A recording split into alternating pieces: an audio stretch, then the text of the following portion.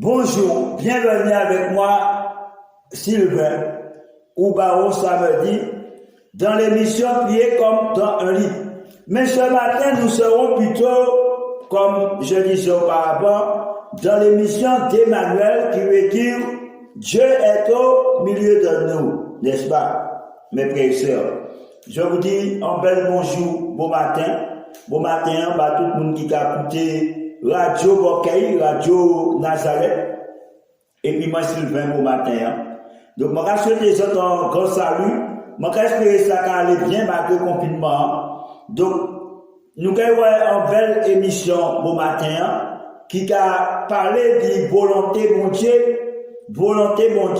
l'amour que bon Dieu dit, bah nous et qui manière bon Dieu qui aime que nous réussissons à accomplir volonté pas à travers la loi, mais à travers l'amour que nous ni bah prochain nous. Donc, mes frères et sœurs, ce que je disais ce matin, la parole de Dieu nous invite, vous allez lire avec moi, vous savez, dans Romains, le chapitre 13, au verset 8, et nous irons jusqu'au verset 10. Et nous allons voir qu'est-ce que la parole de Dieu dit concernant l'amour. Surtout concernant la volonté de Dieu, du Seigneur, parce que j'entends souvent beaucoup de pasteurs qui prêchent l'évangile. Beaucoup de pasteurs nous disent la volonté de Dieu, c'est d'aller prêcher l'évangile dans le monde entier. Ça, c'est la volonté de Dieu. Mais mes frères et sœurs, est-ce vraiment la volonté de Dieu? Est-ce que Dieu vraiment nous dit que nous devons simplement aller prêcher l'évangile afin de racheter des âmes, mes frères? Est-ce que c'est ce que Dieu veut simplement pour l'humanité, que les gens se baptisent par immersion d'eau, mes frères? Est-ce que ça c'est la volonté de Dieu, du Seigneur? Ou est-ce que ça c'est l'une des volontés du Seigneur, mais c'est pas la volonté, mais c'est une volonté du Seigneur? Mes frères, parce que quand on dit la volonté, ça veut dire qu'il n'y a rien d'autre après. Jésus était la volonté du Seigneur. Jésus est la volonté du Seigneur. Si bien que nous voyons, après Jésus, c'est le commencement, c'est la fin. Il n'y a rien d'autre qui vient après Jésus, puisqu'il est là, le commencement et la fin. Si c'est la volonté du Seigneur, le baptême, c'est du début jusqu'à la fin, mes frères. Il faut que nous soyons baptisés tous les jours. Vous savez, comme pour les Juifs, chaque fois qu'ils commettaient un péché, il fallait qu'ils soient aspergés par de quelques gouttes d'eau et du sang. Donc il serait ainsi de même pour nous. À chaque fois que nous aurions commis un péché, il faudrait qu'on nous plonge par immersion d'eau, mes frères, pour qu'en espérant faire partie des sauvés. Mais il n'est pas ainsi, mes frères. Puisque la parole de Dieu dit qu'on ne peut pas crucifier, baptiser quelqu'un, c'est crucifier Jésus. Quelqu'un qui retombe dans le péché, qu'on le rebaptise, c'est crucifier Jésus 2 fois. Si on le baptise 3 fois, c'est crucifier Jésus 3 fois, 4 fois, mes frères. Donc cela nous démontre que ce n'est pas la volonté de Dieu. La parole de Dieu nous démontre que le baptême n'est pas une finale, mes frères. Le baptême n'est pas une finale. Le baptême, mes frères, ne nous conduit pas directement au salut. Vous savez, nous ne sommes pas sauvés parce que nous sommes baptisés. Mais nous faisons partie des sauvés. Mes frères. Nous faisons partie des sauvés, mais nous ne sommes pas encore sauvés. Nous sommes sauvés en espérance, la Bible dit. Mais tant que nous sommes encore vivants, nous pouvons encore faire naufrage. Nous pouvons encore faire naufrage. Nous pouvons retourner dans le péché comme la Bible dit. Mais frère, que dit la Bible? La parole de Dieu nous dit de ne devez rien à personne, si ce n'est de vous aimer les uns les autres, car celui qui aime les autres accomplit la loi.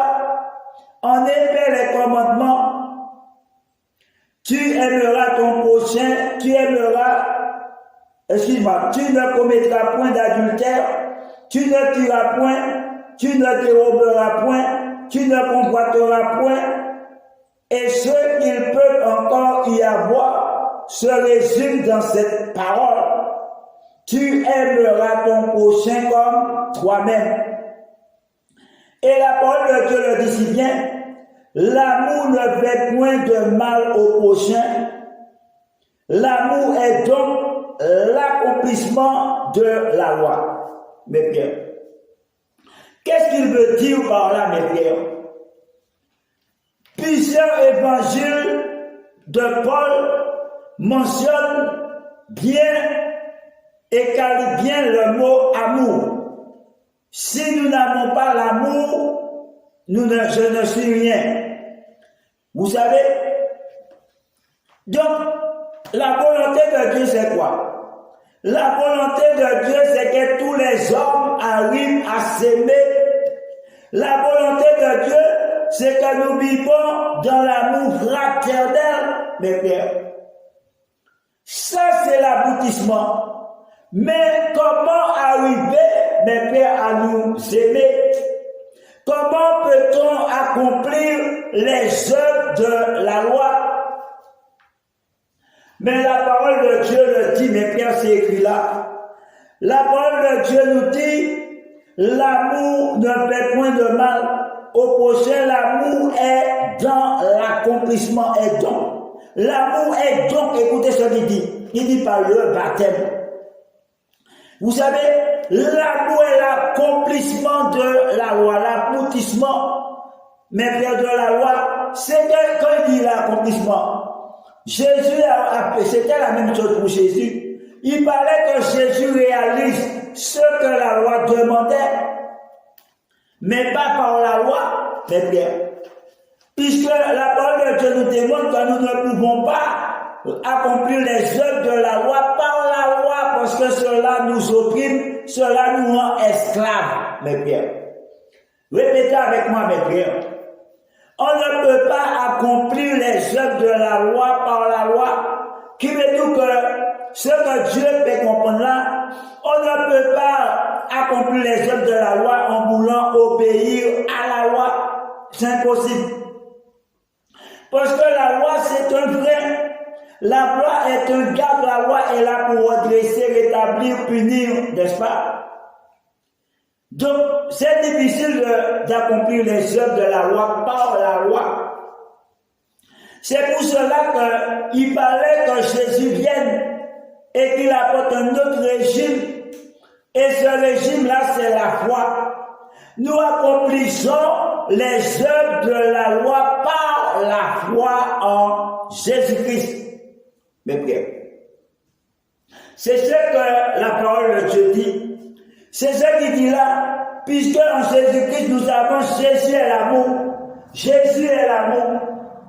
C'est Jésus qui est cet amour. Et si nous voulons être sauvés, mes frères, ce n'est pas par le baptême que nous serons sauvés seulement. Mais nous devons aller au-delà du baptême, parce que le baptême, ce sont pour les bébés. Les baptêmes, ce sont pour ceux qui naissent de nouveau. Mais nous ne pouvons pas rester toujours des nourrissons.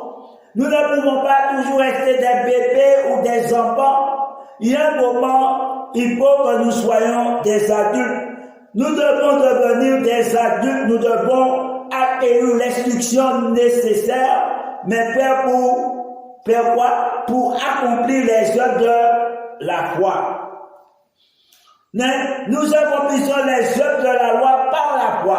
C'est ce qu'on appelle les œuvres de la foi. Ça veut dire que les œuvres de la loi n'est pas fait par rapport à la loi, mais par rapport à l'évangile au Nouveau Testament. Elle est faite par rapport à notre foi. Nous agissons par rapport à la loi, mais nous agissons selon la loi, mais par rapport à notre foi en Jésus-Christ. mes frères. Et non selon la loi du taliban, non selon la loi de Moïse, mes frères, non. Non, par la foi. Et Jésus nous dit qu'il n'y a pas de plus grand amour que celui qui donne sa vie, pas celui qui va se baptiser, mes frères. Et c'est là que nous voyons que beaucoup de gens sont dans l'ignorance. Beaucoup de gens sont dans l'égarement.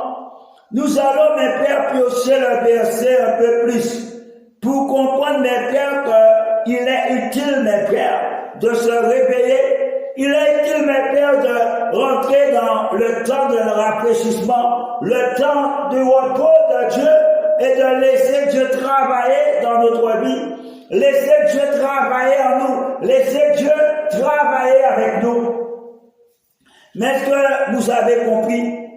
Est-ce que vous avez compris que ce que la parole de Dieu dit, nous ne pouvons pas accomplir la loi par la loi, mais nous devons accomplir la loi par la foi en Jésus-Christ, en espérance. Et en espérance, c'est faire les œuvres que Jésus a demandées. Et en faisant les œuvres que Jésus a demandées, ça veut dire que nous avons l'amour de Dieu en nous. Et par cet amour en Dieu, eh bien, nous accomplissons les œuvres de la loi. Nous accomplissons les œuvres de la foi. Et par les œuvres de la foi, on nous dit que nous arrivons à l'aboutissement de la loi, l'accomplissement. Ce que la loi avait dit, ce que la loi demandait, nous ne pouvons pas le faire par la loi, mais nous pouvons le réaliser en travers Jésus de Nazareth. Est-ce que vous comprenez? Vous savez que ce n'est pas la loi des hommes. La loi des hommes vous dit, ça il faut faire ce que la loi des hommes dit. Mais la parole de Dieu nous dit que la loi de Moïse existait, une partie a été supprimée, ou une partie a été accomplie. La parole de Dieu dit, mais la parole de Dieu dit, voilà comment nous accomplissons, c'est-à-dire la loi. Voilà comme ça nous pouvons aboutir à la loi. C'est en accomplissant les œuvres de la foi en Jésus-Christ. Mais les œuvres de la foi ne peuvent pas, mes frères, venir si nous n'avons pas l'amour en nous. Si nous n'avons pas l'amour de Dieu, si nous n'avons pas l'amour fraternel, si nous n'avons pas l'amour pour les frères et sœurs, pour nos prochains, nos semblables, mes frères, nous ne pouvons pas accomplir les œuvres de la foi, les œuvres de la loi. Nous ne pouvons pas faire ce que la parole de Dieu demande. Et de là, mes frères, que nous devons comprendre. L'amour est la première des bases que Jésus-Christ a établies dans le Nouveau Testament. Il dit, voici le nouveau commandement. Et ce nouveau commandement, aimez-vous les uns les autres. Il n'y a pas plus grand amour. Il n'y a rien qui est au-dessus de l'amour, même pas le baptême, même pas parler en langue, même pas livrer son corps à la science, même pas chasser les démons ou guérir les malades ou faire quoi que ce soit. Ces choses-là sont petites à côté de l'amour. Donc, je vous invite à prendre votre Bible avec moi dans Matthieu 22, Matthieu chapitre 22, le verset 21, mes pères nous dit, celui qui jure par le temple, jure par le temple et par celui qui l'habite. Et celui qui jure par le ciel, jure par le trône de Dieu et par celui qui y est assis. Et celui qui est assis sur le trône de Dieu, nous savons, c'est Dieu. Nous savons, c'est Christ qui sera roi après. Mais celui qui est assis, mes frères, dans l'autel, nous savons que c'est aussi le Saint-Esprit de Dieu, mais nous savons que aussi c'est Dieu, c'est l'Esprit de Dieu qui habite l'autel, mes frères. Donc je vous invite à réfléchir. Si nous jurons par le temple, par le ciel, nous jurons aussi au nom de Dieu. Si nous jurons par l'autel de Dieu, nous jurons aussi par le Saint-Esprit de Dieu. Mes frères. Donc nous devons réfléchir. Donc, qu'est-ce que je disais lorsque la parole de Dieu dit que l'amour est l'accomplissement de la loi. C'est l'aboutissement, vous savez, au salut. Mais par la foi en Jésus-Christ, je le répète, parce que quand il dit l'aboutissement, c'est quoi? C'est l'accomplissement. C'est que nous accomplissons ce que la loi de Dieu demande. C'est pas tout ce que la loi de Dieu demande, hein. Parce que nous savons que certaines lois ont été accomplies par Jésus. C'est Jésus seul qui pouvait accomplir cela à la croix. Et nous ne pouvons rien. Souvent, les gens se méprennent puisqu'ils veulent tout accomplir de la loi. Non. On ne peut pas accomplir tout de la loi parce que nous sommes des êtres humains. C'est impossible à l'être humain d'obéir à la loi. Dieu le sait. Que la loi est une pierre d'achoppement, il le dit. Mais comment nous accomplissons la loi? Regardez bien ce que la parole de Dieu dit. Si nous allons, mes pères, dans Exode le chapitre 20, au verset 13, mes pères nous dit quoi? Le verset 13 nous dit, tu aimeras ton prochain. Le verset 13 nous dit, tu ne tueras point. Tu ne commettras point d'adultère. Tu ne déroberas point. Tu ne porteras point de faux témoignages contre ton prochain. Tu ne convoiteras point la maison de ton prochain. Tu ne convoiteras point la femme de ton prochain, ni son serviteur, ni sa servante, ni son bœuf, ni son âne, ni aucune chose qui appartienne, c'est-à-dire à ton prochain. Jésus parlait de quoi là? Qu'est-ce qu'il parlait en disant nous accomplissons les œuvres de la loi? Est-ce que cela voulait dire qu'il faut accomplir toute la loi? Certainement pas. Certainement pas, mes frères. Dieu ne nous demande pas d'accomplir toute la loi parce que nous ne sommes pas juifs. Nous ne sommes pas circoncis dans la chair. Vous devez savoir que toutes les paroles, tous les écrits de la loi de Moïse ne concernent pas les chrétiens. Vous savez, une partie des écrits et des livres prophétiques et prophétiques et aussi comment on appelle ça, de sagesse, cela nous concerne. Toute la loi de Moïse ne nous concerne pas. Vous savez pourquoi? Parce que nous n'avons pas été le premier peuple qui a été appelé par Dieu. Il faudrait que nous voyions l'histoire. Il y a eu un peuple qui a été appelé avant nous. Et ce peuple-là était les Hébreux. Ils étaient en Égypte, esclaves. Lorsque Dieu a appelé ce peuple, il a appelé les Hébreux, il a dit ils seront le premier peuple. Après Dieu allait faire une multitude de peuples. Donc, vous devez comprendre que lorsque la loi est venue, la loi n'est pas venue par rapport à nous, simplement. Mais la loi a été donnée parce que les peuples hébreux dans le désert, pendant 40 ans, ils péchèrent contre Dieu. Ils avaient construit un veau d'or. Et c'est à cause de ce veau d'or que la loi est descendue du ciel. Par l'intermédiaire des anges, elle a été donnée à Moïse. Donc, la loi a été écrite premièrement pour les Hébreux. Puisqu'ils ont péché, Dieu a dit qu'il ne commettra point d'adultère. Ils étaient en train de tuer leur prochain. Dieu a dit tu ne tueras point. Ils étaient en train de convoiter le bien de leur prochain, de leur frère, des Juifs. Et Dieu dit qu'il ne convoitera point. Ils avaient fait une image taillée. Dieu a dit quoi? Vous ne ferez point d'image taillée. Cela nous concerne aujourd'hui. Si j'essaie d'expliquer, c'est pour que nous comprenions que toutes les lois de Moïse ne nous concernent pas. Il y a des lois qui ont été écrites que pour les Juifs. Il y a des choses qui concernent que les Juifs. Et puis, il y a aussi, Dieu savait que Jésus allait venir. Donc, dans la loi de Moïse, comme dans les livres prophétiques et de sagesse, nous trouvons aussi une partie aussi des lois qui parlent de Jésus, de ce que Jésus allait faire. Et ce qui en Jésus-Christ devrait faire aussi. Donc de là, je reviens là où lorsqu'il nous dit nous accomplissons la loi, lorsqu'il parle de l'amour. Comment nous accomplissons la loi en Jésus-Christ? Comment l'amour est-il l'aboutissement de la loi? Je vais vous dire. Il suffit que vous allez, comme je vous dis, vous prenez votre Bible dans Exode 20.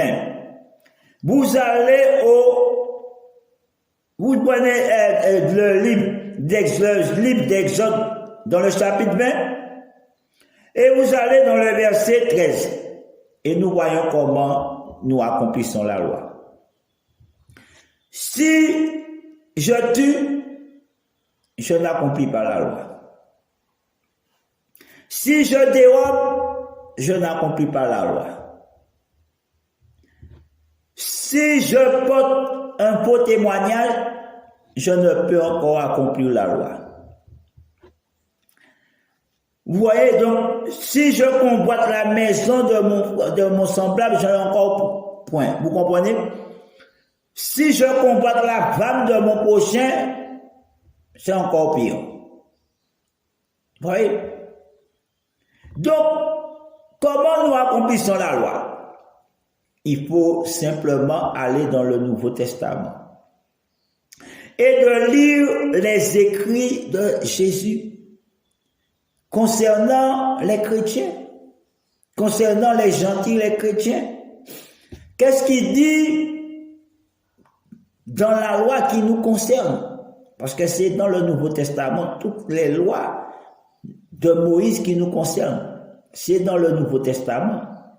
Puisqu'il dit des choses que nous devons faire et que nous pouvons retrouver dans l'Ancien Testament, dans les livres prophétiques ou sagesse, ou dans l'Ancien Testament tout court. C'est pas forcément dans la loi, parce que dans l'Ancien Testament, il y a la loi, mais il y a aussi des textes écrits aussi. Il y a des prophéties aussi. Donc, si je tue, je ne peux pas accomplir ce que demande la loi. Vous comprenez? Mais sauf que nous devons comprendre qu'il y a 10 commandements.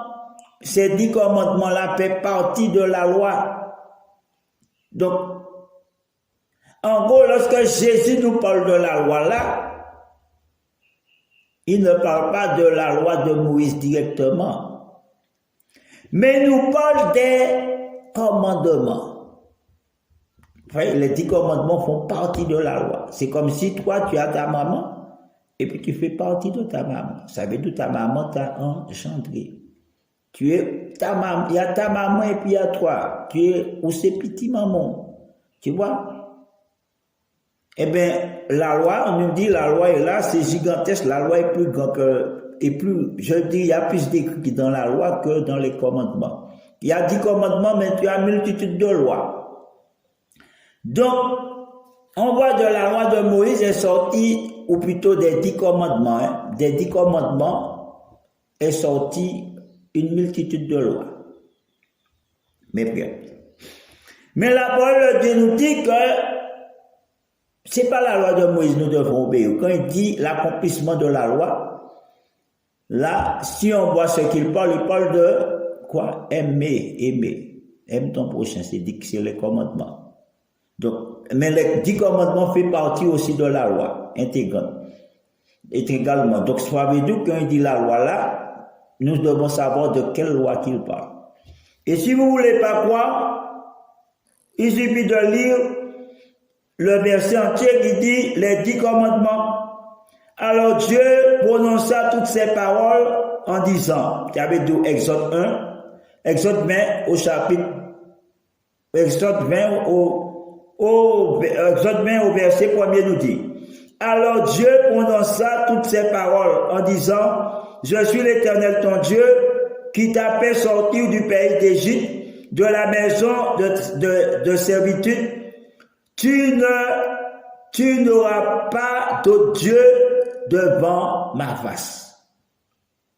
Et dit que tu ne te feras point d'image taillée, ni de représentation quelconque des choses qui sont en bas dans les cieux, qui sont en haut dans les cieux, ni qui sont en bas sur la terre, et qui sont dans les eaux plus bas que la terre. Tu ne te prosterneras point devant elles, et tu ne les serviras point, car moi l'Éternel ton Dieu, je suis un Dieu jaloux, qui punit l'iniquité des pères sur les enfants jusqu'à la 3e et 4e génération, et qui fait miséricorde jusqu'en 1000 générations à ceux qui m'aiment et qui gardent mes commandements. Qu'est-ce qu'il dit? À ceux qui m'aiment, et qui gardent mes quoi? Pas ma loi, pas mes lois, mais qui gardent mes commandements. Mes frères, savez-vous que cette parole est pour nous? Cette parole-là, c'est pour le chrétien. Vous ne pouvez pas me dire que vous vous êtes pas rendu compte. Les Juifs n'obéissaient pas au commandement de Dieu. Puisque nous voyons, chaque fois nous lisons la Bible, la parole de Dieu dit que les Juifs n'avaient pas l'amour. Ils étaient incapables d'aimer. Vous voyez? Ils n'avaient pas l'amour fraternel parce que c'était pas des chrétiens, c'était des Juifs qui marchaient selon les œuvres de la loi. Ils marchaient pas selon les œuvres de la foi. Mais ce que Dieu nous révèle là, et je vais vous révéler ce matin, la loi a été écrite pour les Juifs. Mais dans la loi, il y a les 10 commandements. Mais les 10 commandements ont été écrits pour nous. C'est ce que la Bible révèle là. Que nous dit obéissez à la loi qui nous parle là, c'est les 10 commandements. Et ces 10 commandements-là ont été écrits pour les chrétiens. Ça a été écrit pour Jésus. Vous voyez, aime ton prochain comme toi-même. Et c'est ce que Jésus a fait, ce que les Juifs n'ont pas su faire. Aimer leurs semblables comme eux-mêmes. Vous savez, accomplir des œuvres, guérir les malades, ça c'est aimer. Il a, par son amour, il a délivré les possédés. Il a accompli, il est allé donner sa vie sous la croix. Vous savez, en accomplissant les 10 commandements, Jésus a accompli la loi. Il a accompli les œuvres de la loi.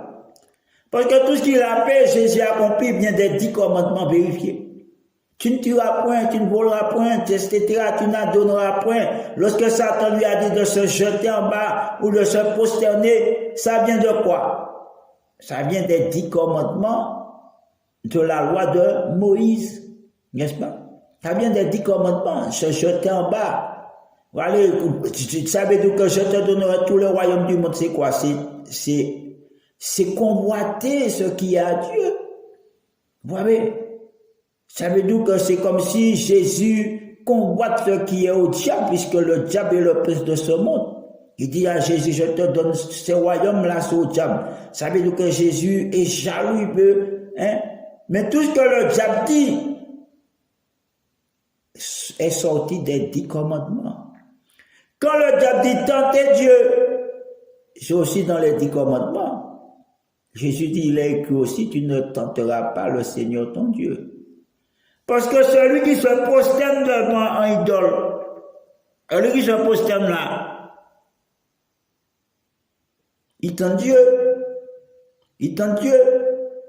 Si tu te mets à adorer un idole, tu es en train de tenter Dieu, puisqu'il dit, je suis un Dieu jaloux. Tu es en train d'irriter Dieu. Si tu te jettes en bas, en espérant que Dieu va intervenir, c'est tenter Dieu aussi. Mes frères, est-ce que nous comprenons la parole de Dieu? Sommes-nous réellement dans la vérité? Est-ce que nous comprenons ce que la Bible dit? Ce matin, je vous révèle, Dieu vous révèle, les 10 commandements nous concernent, par la loi de Moïse. Les 10 commandements, ce qui reste de la loi, c'est le reste. Ce qui reste de la loi aujourd'hui, ce sont les 10 commandements de Dieu.